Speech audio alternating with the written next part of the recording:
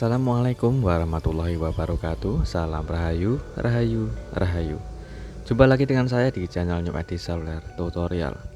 Di kesempatan kali ini saya akan unboxing, yaitu kiriman dari salah satu sahabat subscriber. Beliau juga seorang counter dan juga seorang teknisi, teman-teman. Yaitu saya dimintai untuk bantuan perbaikan handphone. Kita akan coba untuk bongkar dulu. Untuk paketannya ini sangat aman sekali ya teman-teman. Jadi recommended untuk pengiriman jarak jauh, yaitu beliau dari Kalimantan. Oke, setelah saya bongkar untuk packing kayunya, sekarang kita bongkar untuk di bagian dashboard. Dan ini adalah beberapa unit handphonenya, kurang lebih sekitar 7 handphone atau berapa ini, kita coba untuk cek dulu teman-teman. Oke, untuk infonya satu persatu sudah dibungkus dengan aman dan rapi. Dan ini ada Samsung Note 8 dengan kondisi LCD-nya pecah. Dan ini ada handphone yaitu Vivo Y20 dengan kondisi sinyal tidak ada atau no sinyal. Dan ada Realme C15 belum diketahui untuk kerusakannya. Dan ini ada Samsung A30s atau A50s ya teman-teman. Oke, dan ini ada handphone Samsung A7 2018 kalau tidak salah. Dan ini ada juga handphone Samsung A11 dengan kondisi sinyal tidak ada. Dan ini ada Vivo Y71 yaitu mati total. Oke, jadi ada 7 handphone kalau nggak salah ya teman-teman. Jadi ada 7 unit handphone dengan kerusakan yang berbeda, ada juga kerusakan yang sama. Oke, untuk infonya sudah kita unboxing dan sekarang kita coba untuk perbaikan di handphone Samsung A11. Ini adalah perbaikan yang pertama. Kita coba untuk cek terlebih dahulu karena kerusakannya itu di bagian no sinyal yang sudah ditulis sama beliau, dan ada kerusakan yaitu sidik jari robek atau putus ya teman-teman. Oke, kita coba untuk cek dulu. Kita coba menyalakan infonya.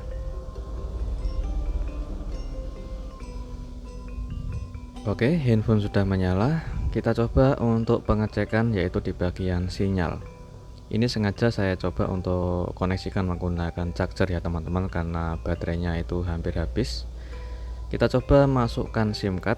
Yang SIM 1 itu saya menggunakan smartphone dan SIM 2 menggunakan kartu Tri. Oke, kita tunggu sebentar apakah ada sinyal atau tidak. Sudah keluar notifikasi kedua SIM dan ada bagian sinyal yang satu keluar yaitu smartphone, sedangkan untuk SIM 2 yaitu kartu Tri itu hanya bulat ya teman-teman. Jadi hanya kartu SIM 1 yang kebaca sinyal. Tapi untuk kuota datanya saya aktifkan itu pun tidak bisa berfungsi, alias untuk di bagian kuota datanya tidak muncul data ya teman-teman. Jadi untuk kartu SIM 1 yang hanya keluar sinyal, tapi juga untuk kuota datanya tidak bisa aktif. Oke, setelah kita mendapati di bagian kerusakannya, sudah kita cek untuk kedua SIM card, hanya muncul satu SIM saja untuk sinyalnya. Dan untuk di bagian fingerprint setelah saya bongkar itu di bagian fleksibelnya sudah robek dari awal ya teman-teman. Kita coba lepas di bagian soket konektor baterai, dan di bagian ini kita akan coba pembongkaran mesin. Oke, bagian itu saya mendapati ada bagian mesin yang korosi, besar kemungkinan handphone bekas kemasukan air. Jadi sengaja saya bongkar total. Di bagian bawah juga saya cek untuk di bagian kabel antena dan juga papan chargernya. Oke, selanjutnya kita lepas semua spare partnya, yaitu mulai dari kamera belakang dan kamera depan. Ada bagian mesin yang terlihat korosi. Kita coba lepas kalengnya dulu, yaitu untuk mengetahui bagian komponen yang mungkin ada bagian yang kemasukan air yang ikut korosi juga. Oke, untuk di bagian itu adalah kaleng bagian area komponen IC RF atau bagian sinyal ya teman-teman. Kita coba untuk pembongkaran kaleng, yaitu di bagian ini saya menggunakan karter, yaitu untuk mempermudah pembongkaran kaleng agar tidak bikin cacat pada PCB. Kalian bisa menggunakan teknik yaitu membongkar kaleng dengan cara kita menggunakan blower.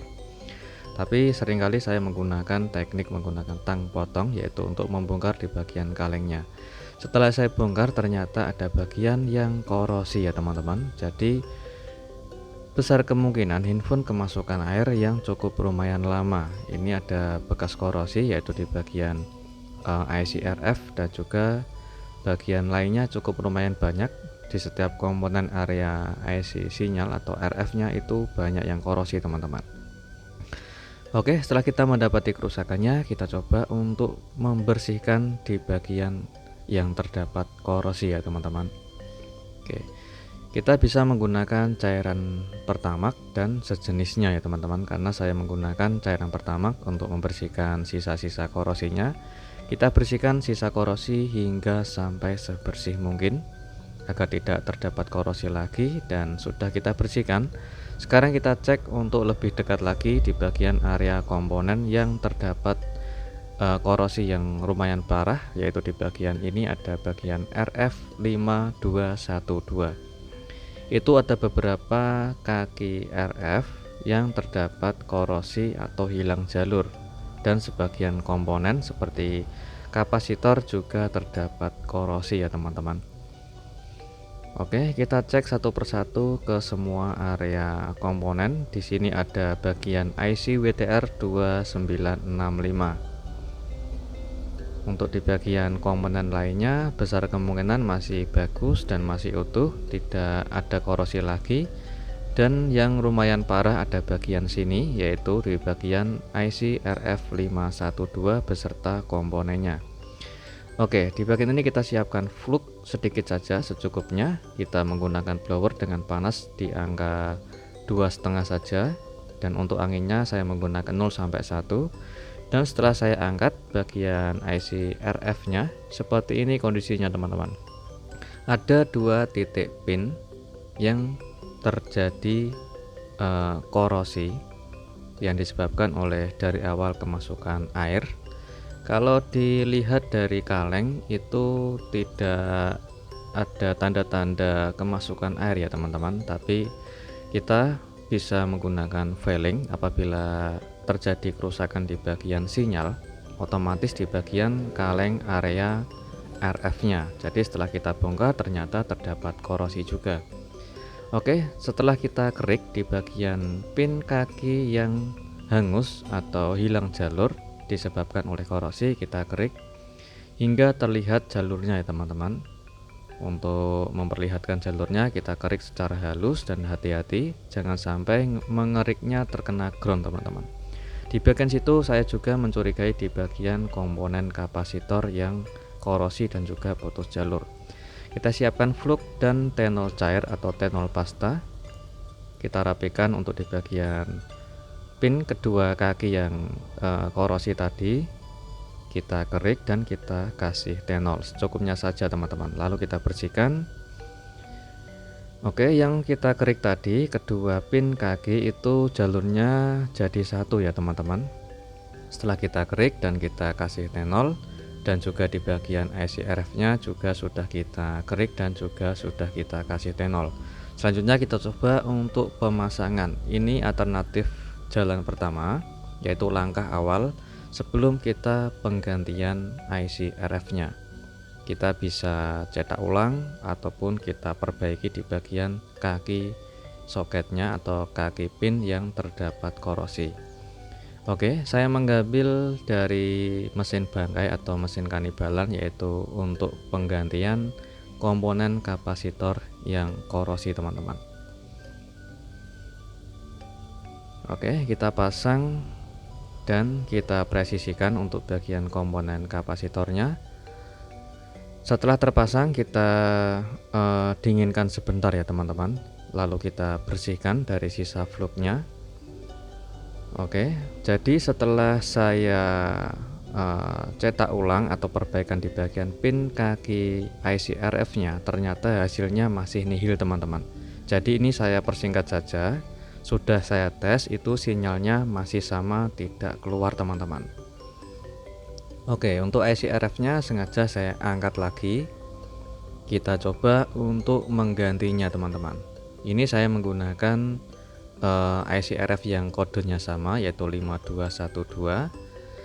Untuk mengambil di mesin Kannibalan, kalau tidak salah Xiaomi Redmi Note 5A teman-teman, kalau nggak salah ya teman-teman. Kalau ada keliruan mohon dikoreksi.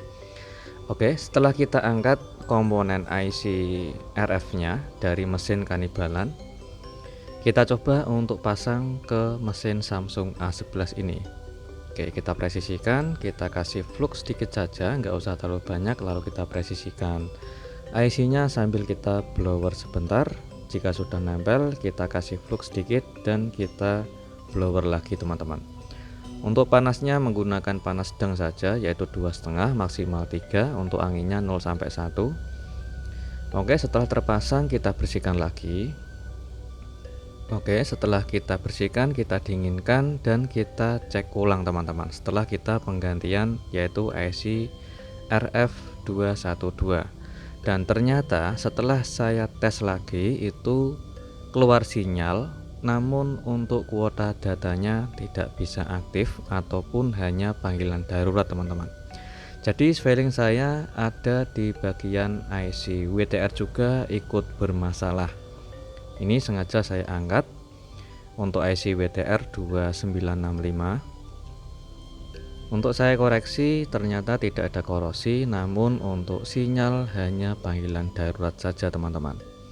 Oke, jadi kalau saran saya untuk mengangkat IC agar kakinya sama rata, tidak perlu kita rapikan kakinya karena sudah rapi dan presisi atau sama rata kakinya.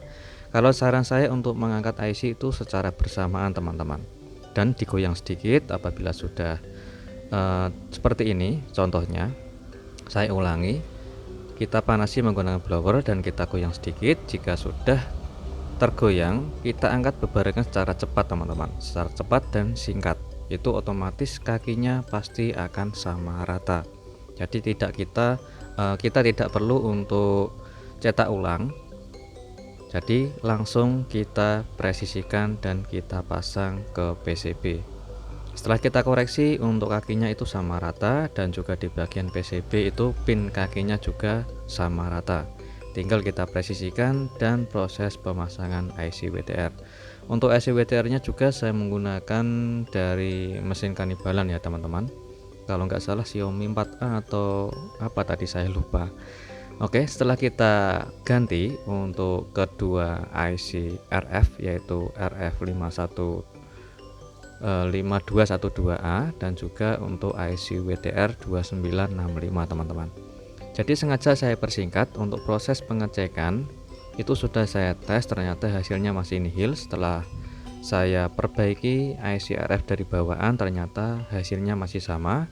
Dan setelah saya ganti IC RF512 juga keluar sinyal semua untuk kedua SIM, cuman hanya panggilan darurat saja teman-teman, alias tidak bisa digunakan untuk sinyalnya.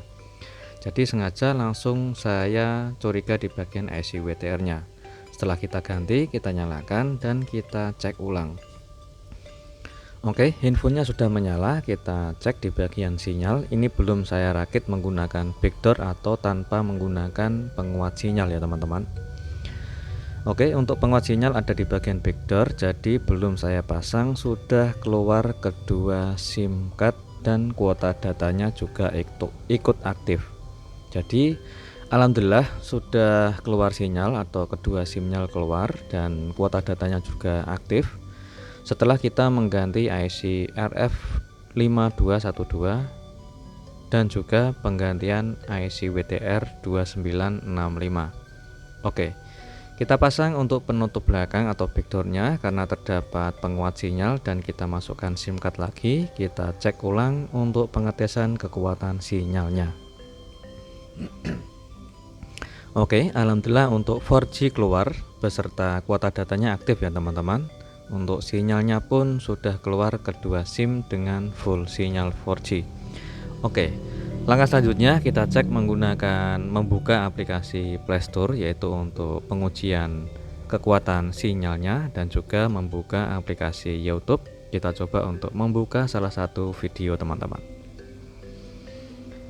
Oke, untuk pencarian channel New ID Seluler sudah selesai dan kita coba membuka salah satu video, dan alhamdulillah sudah bisa berjalan dengan normal untuk kuota datanya dengan kedua SIM yang full, dan 4G nya juga bisa berjalan dengan sangat normal teman-teman.